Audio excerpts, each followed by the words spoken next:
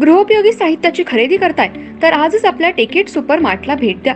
कडधान्य, डाळी, साबण, ब्रँडेड कपडे, शूज, सायकल, कॉस्मेटिक्स हे सर्व मिळण्याचं एकमेव ठिकाण म्हणजेच टेकेट सुपर मार्ट।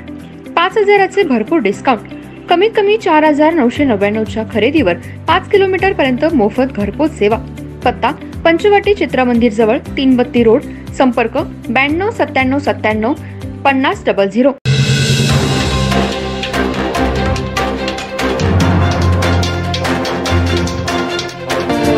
नमस्कार, मी तेजस्विनी मगदूम। एम मराठीमध्ये आपल्या सर्वांचं स्वागत आहे। पाहूया ठळक घडामोडी।